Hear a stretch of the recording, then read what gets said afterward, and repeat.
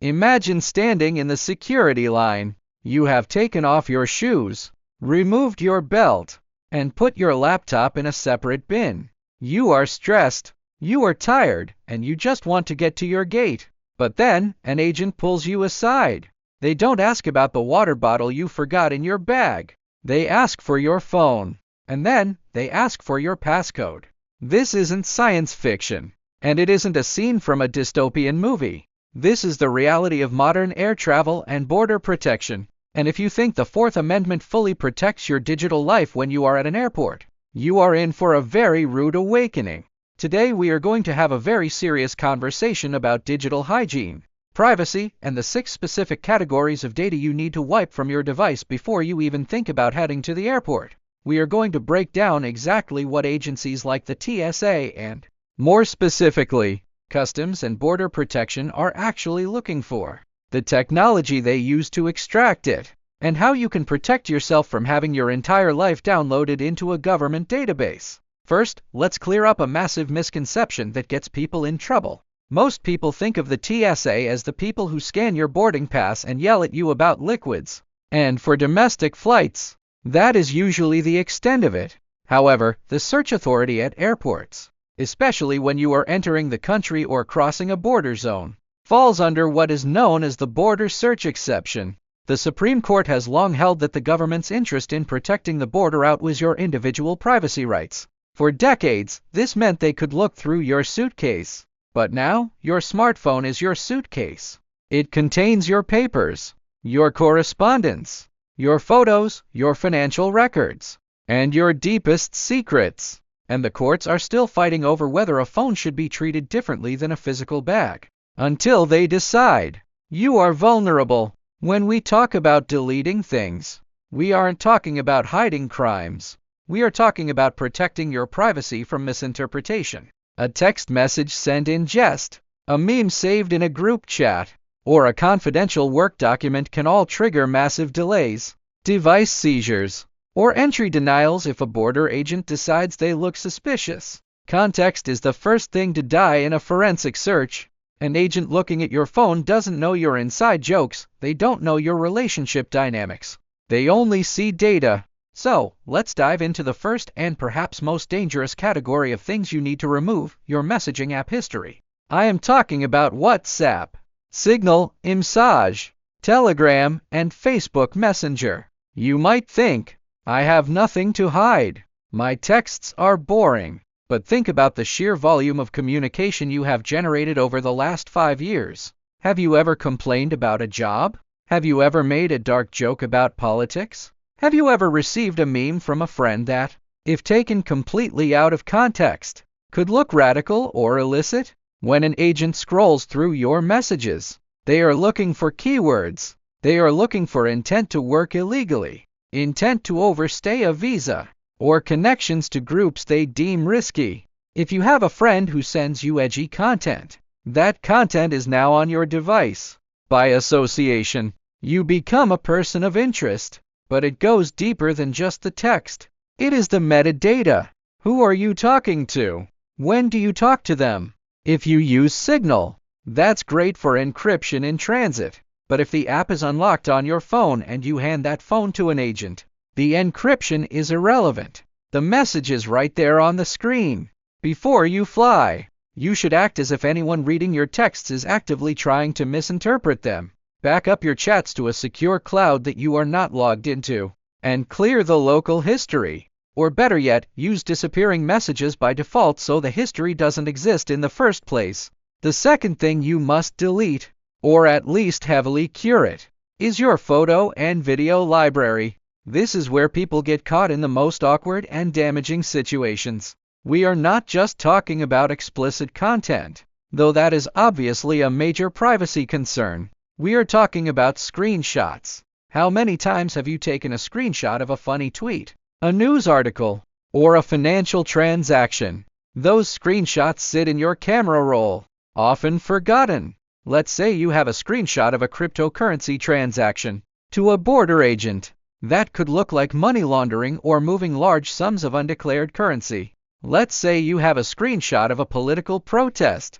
That could flag you as a potential agitator depending on the political climate of the country you are entering. Furthermore, modern forensic tools used by authorities, like those made by Cellebrite or Grayshift, can scan your photo library for text. They use optical character recognition to read the words inside your images. So even if you deleted the text message, if you screenshotted it, they can still find it. You also need to consider the recently deleted folder. This is the biggest rookie mistake in the book. You delete a sensitive photo, thinking it's gone. It is not gone. It is sitting in a purgatory folder for 30 days, easily accessible with a single tap. If you are going to clean your device, you have to empty the trash. And going a step further, you need to understand that cloud syncing can be your enemy here. If you delete a photo from your phone but your phone is set to sync with iCloud or Google Photos, and you are logged in, the agent can simply open the Google Photos app and see everything you thought you removed. The rule of thumb here is simple: if you wouldn't print it out and hand it to a stranger, it shouldn't be on the camera roll when you approach a checkpoint. Now, number 3 is one that almost nobody thinks about until it is too late: your browser history and cached data. Your browser history is a map of your mind. It shows what you are worried about, what you are curious about, and what you are planning. If you have been searching for job opportunities in the country you are visiting as a tourist, that is immediate grounds for denial of entry. You are not allowed to look for work on a tourist visa, and a browser history full of jobs in London or working under the table is a smoking gun. But it's not just about jobs. It's about health inquiries, political research, or even innocent curiosity about controversial topics. If you researched a conflict zone, a chemical process, or a radical group out of pure intellectual curiosity, that search history lacks the context of your curiosity. It just looks like research. Furthermore, cookies and cache files can keep you logged into websites you thought you closed. If you check your bank account via browser and don't log out, and the agent opens Chrome, they are in your bank account. Clear your history. Clear your cookies. Clear your cache. It is a 5-second task that saves you a lifetime of explanation. This brings us to the fourth, and perhaps the most critical for professionals: confidential work documents and client data.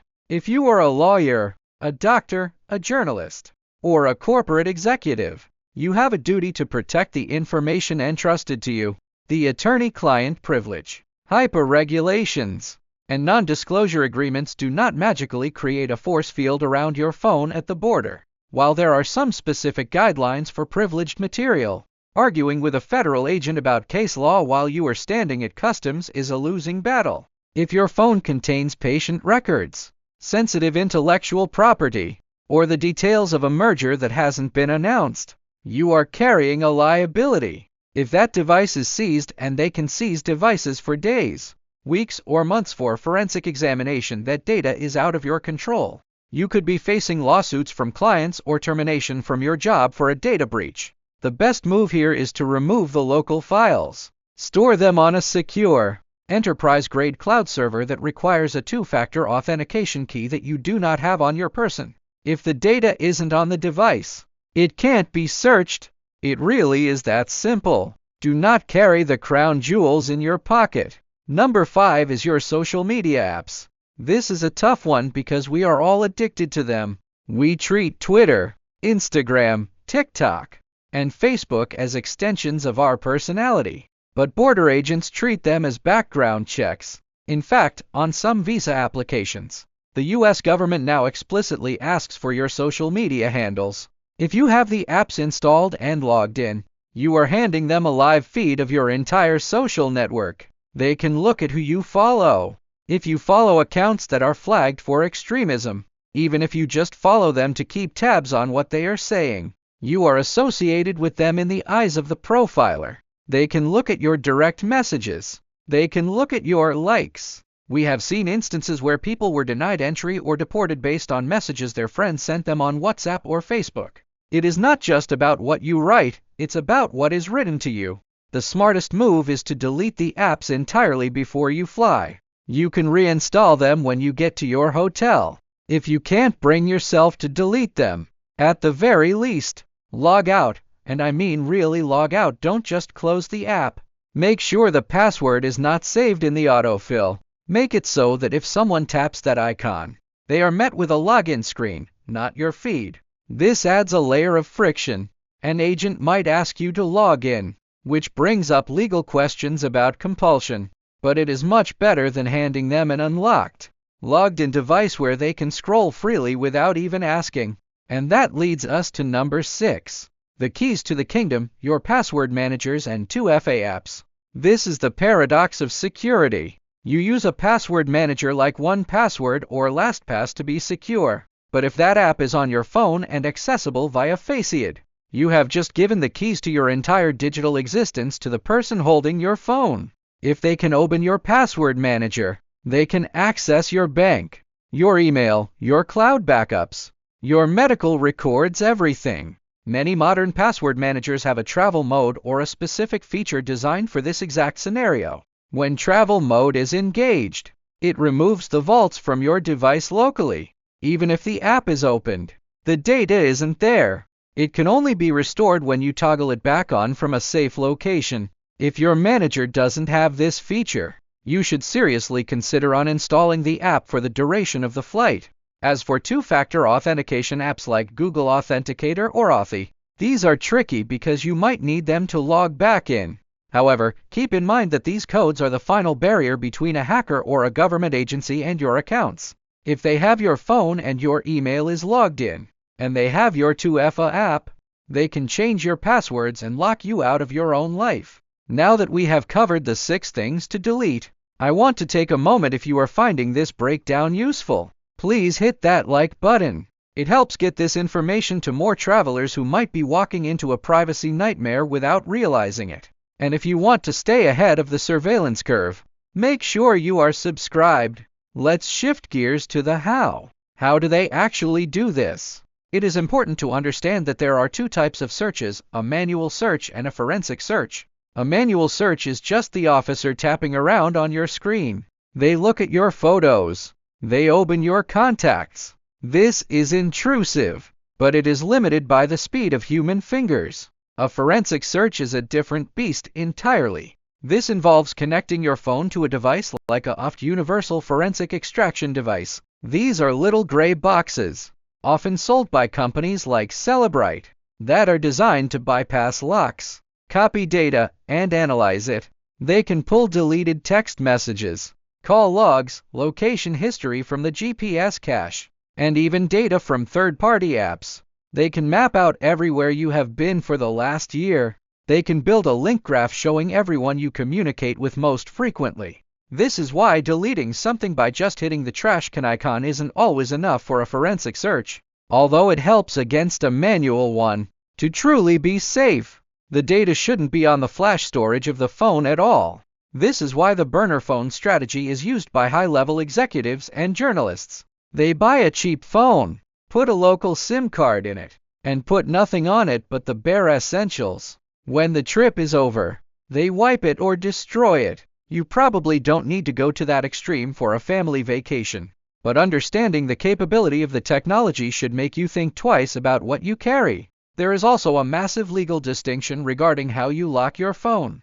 This is a golden nugget of advice that everyone needs to know. There is a difference between biometric locks, FaceID, Touch ID, and alphanumeric passcodes. In the United States, the law is currently evolving, but generally speaking, courts have treated biometrics differently than passcodes. Your fingerprint and your face are considered physical evidence, like a DNA swab or a handwriting sample. You can be legally compelled to provide physical evidence. That means they can hold the phone up to your face or force your finger onto the sensor. However, a passcode, a code that lives in your mind, is considered testimonial evidence. The Fifth Amendment protects you from self-incrimination, which means you cannot be forced to testify against yourself. Many legal scholars and some courts argue that being forced to give up your passcode is a violation of the Fifth Amendment. While this isn't a guaranteed get-out-of-jail-free card and you can still be detained or denied entry for refusing, it puts up a much significant legal hurdle than biometrics. So, before you get in that security line, disable FaceID, disable Touch ID, switch to a strong, alphanumeric passcode. On an iPhone, you can quickly disable biometrics by holding the power button and a volume button until the SOS slider appears. Once that screen comes up, biometrics are disabled until the next time the passcode is entered. Do this while you are waiting in line. It is a 3-second action that significantly changes your legal standing. But let's zoom out for a second. Why does this matter if you are just a normal person going on vacation? It matters because of the concept of data permanence and profiling. The data collected at borders doesn't just disappear. It can be stored. It can be shared between agencies. If you have a misunderstanding at the border today because of a joke in a text message, that incident goes into a file. Next time you fly, you are flagged. You get this on your boarding pass secondary security screening selection. Now, every time you fly, you are detained for an extra hour. You are searched more thoroughly. Your electronics are scrutinized more heavily. It becomes a feedback loop. This is why I advocate for the clean slate travel policy. When I fly internationally, I back up my phone to my home computer. I encrypted that backup. Then, I factory reset my phone. I cross the border with a phone that is fresh out of the box. I log into nothing. I have no photos, no texts, no history. Once I am through customs and in my hotel room, safely connected to a VPN, I can choose to restore only what I need, or just use the phone in a limited capacity. I know, that sounds paranoid. It sounds like too much work. But ask yourself, how much is your privacy worth? How much is your peace of mind worth? The inconvenience of restoring a backup is nothing compared to the violation of having a stranger read your diary, critique your photos, and analyze your friendships. Let's also touch on the cloud aspect again because this is where people get tripped up. You might delete the app, but if the data is in the cloud, can they get it? Generally, a border search is limited to what is physically present on the device or accessible from the device. If you delete the Facebook app, the data is on Facebook's servers, not your phone. They cannot usually force you to download an app and log in. They search what is there. However, if you have a file in the Files app that is cached from Dropbox, that is fair game. This is why logging out is key. If the token that authorizes access to the cloud is removed, the device is just a piece of glass and silicon. We also need to talk about the laptop. Everything I just said about the phone applies to your laptop, but often with even higher stakes because the hard drive is bigger and holds more data. People tend to archive things on laptops, tax returns from 5 years ago, old chat logs, backups of other phones. If you are traveling with a laptop, the best practice is full disk encryption. Use BitLocker on Windows or FileVault on Mac, and shut the computer completely down. Do not just put it to sleep. When a computer is in sleep mode, the encryption keys are often held in the RAM memory to allow for a quick wake-up.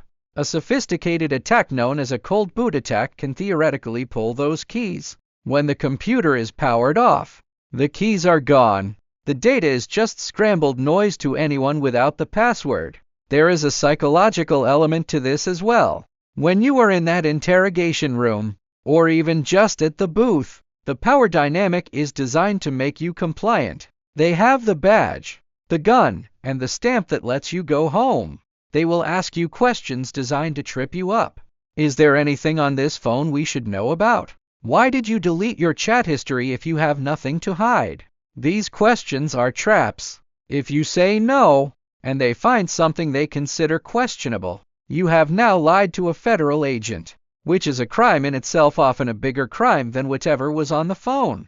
If you say, I deleted it for privacy, they might view that as suspicious. The best defense is to have a device that is simply boring. A device that has nothing on it. There is no explanation needed for an empty phone. It's a new phone. Or I wiped it because it was running slow. It is also worth noting that different countries have different rules. What I have described largely applies to the US, Canada, the UK, and similar jurisdictions. However, if you are flying to China, Russia, or certain countries in the Middle East, the rules can be even stricter. In some places, they will install spyware on your phone as a condition of entry. In those cases, The burner phone is not just a suggestion, it is a mandatory requirement for safety. You do not want to bring your primary device, containing your banking and personal life, into a digital environment where the state mandates total surveillance. Let's recap the checklist, because I want you to actually do this next time you fly. Back up everything. Do not delete anything until you have a secure copy at home. Sanitize the big 6 messaging histories, photos including the deleted folder, browser history or cache, work documents, social media apps delete or logout, and password manager's travel mode. Disable biometrics, turn off Face It or Touch It, and rely on a strong alphanumeric passcode. Consider the factory reset if you can tolerate the friction. A factory reset is the gold standard of border privacy. Encrypt everything. Ensure full disk encryption is active on laptops and phones.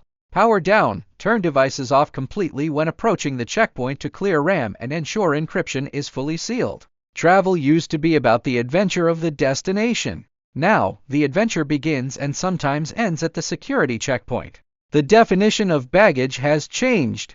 It's not just the clothes in your suitcase anymore, it's the gigabytes of data in your pocket. The digital footprint you carry is heavier, more revealing, and more dangerous than any physical item you could pack. We are living in an era where our devices are extensions of our brains. They hold our memories, our relationships, and our thoughts. It is unnatural to hand that over to a uniformed stranger. But until the laws catch up with the technology, the responsibility to protect the data falls 100% on you. The TSA and CBP have a job to do, and that job involves finding threats. Your job is to ensure that your private life doesn't become a false positive in their search algorithms. Don't wait until you are in the line to think about this. Don't wait until the officer asks for your phone to realize you have a photo from 3 years ago that looks bad out of context. Take control of your digital baggage. I want to hear from you guys down in the comments. Have you ever had your electronics searched at the border? Did they ask for your password? Or do you have a specific travel protocol that you follow? Share your stories below. I read all of them, and it helps the community understand what is actually happening on the ground. Stay safe, stay private, and fly smart. I'll see you in the next one.